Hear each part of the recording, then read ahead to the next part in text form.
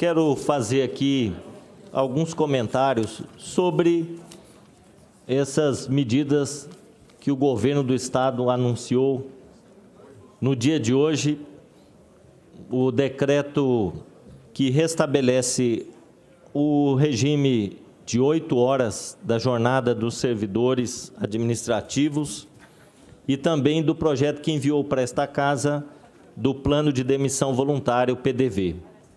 Primeiro, eu estranho que no momento de crise em que o Estado de Mato Grosso do Sul está com as finanças bastante comprometidas, inclusive extrapolando o limite prudencial da Lei de Responsabilidade Fiscal no que se refere à folha de pagamento dos servidores, o Estado implantar ou restabelecer as 8 horas, quando em tempos pretéritos a jornada de 6 horas ela foi implantada com o objetivo de economizar. Se nós estamos vivendo um momento de crise, restabelece as 8 horas, é contraditório com aquele discurso que trabalhando 6 horas o Estado economizava. Então, nós inclusive tivemos uma reunião com o secretário Riedel, secretário Sérgio de Paula e também Rachioca, e fizemos esse questionamento, porque na verdade servidores que vão almoçar em casa e vão retornar para o trabalho depois no período vespertino, vão precisar de utilizar mais vale transporte. Outros servidores vão ter que ter o auxílio alimentação, se vão permanecer no trabalho. Isso é previsto, inclusive, num decreto. Então, nós não entendemos muito bem essa medida. Eu acredito que é ruim para o Estado, nesse momento. E eu venho aqui fazer a defesa daquelas categorias que ganham os menores salários. Nós temos os servidores administrativos da educação, principalmente, que eu conheço mais de perto a sua atividade, acompanho, eles recebem pouco mais que um salário mínimo. Pouco mais que um salário mínimo. Na verdade, hoje, o salário base do servidor administrativo da educação, início de carreira, está abaixo do salário mínimo. Ele tem uma complementação para receber o valor do salário mínimo. Então, esse servidor, ele acaba fazendo um bico depois do seu expediente de trabalho lá na escola onde ele atua. Então, eu acho que é uma injustiça nesse momento o governo adotar essa medida numa crise dessa que nós estamos vivendo. O servidor vai passar 8 horas na escola, não vai poder mais ter nenhuma outra atividade para complementar a sua renda salarial, né? É certo que 8 horas é a carga prevista no seu concurso, ele entrou no Estado sabendo disso, mas vamos ter que considerar esse momento tão crítico que nós estamos vivendo no país, né? Eu estou falando da realidade dos servidores que ganham os menores salários, os mais baixos. E eu tenho aqui que lembrar que nesse governo as categorias não tiveram reajuste salarial, apenas a recomposição da inflação, não teve reajuste salarial. E os servidores administrativos da educação ainda pediram, ano passado, tiveram aqui várias vezes nessa Assembleia, cobrando a incorporação de um abono que eles recebem.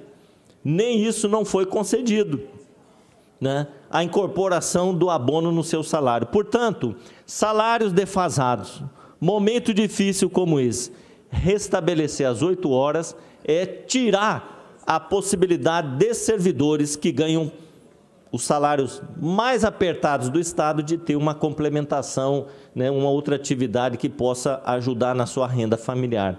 Eu acho contraproducente, até porque as escolas hoje elas já se organizaram com a jornada de 6 horas.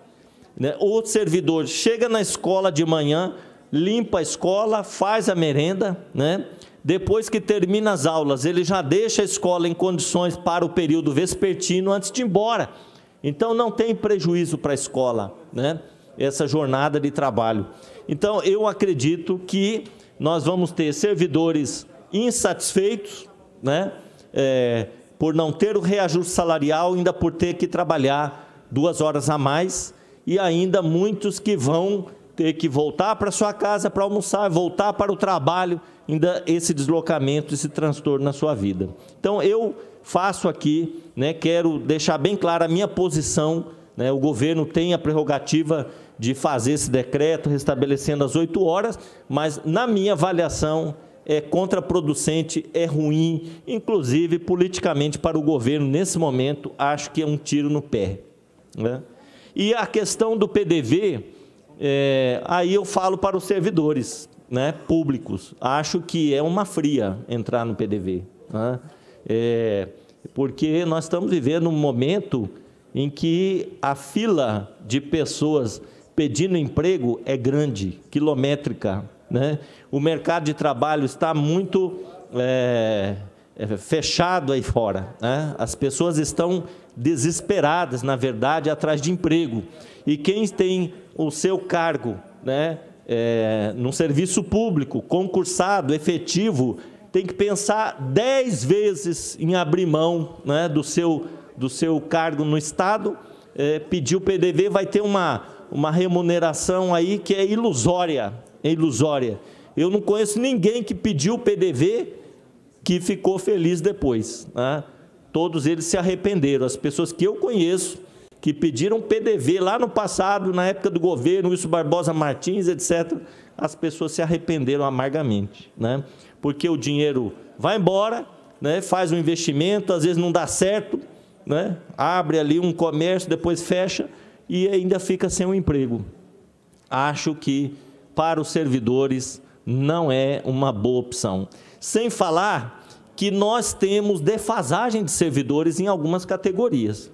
Hoje mesmo essa casa ficou lotada de pessoas que fizeram concurso para agente penitenciário, né? Nós temos uma defasagem de milhares de agentes penitenciários. Falando com o presidente do sindicato, Santiago, nós temos um absurdo. Às vezes, um agente penitenciário cuidando de 400 presos, né? Nós temos uma defasagem enorme nessa categoria. Depois, policiais civis, policiais militares, corpo de bombeiros, todos estão com efetivo defasado, né? E o governo, inclusive, suspendeu a conclusão do concurso público que estava sendo realizado para essas áreas, né? Então, há necessidade de recompor servidores que se aposentaram, que faleceram, que deixaram o serviço público. Então, abrir o PDV para essas categorias que eu citei e algumas outras, mesmo na educação, servidor administrativo da educação, que ganha um pouquinho mais que o salário mínimo, também se pedir PDV, as escolas vão ficar numa situação difícil, porque faltam servidores nessas áreas, né? Então, eu acho um pouco assim contraditório, né, essa medida adotada pelo governo. Não pode chamar concurso, né? Não pode realizar novos concursos.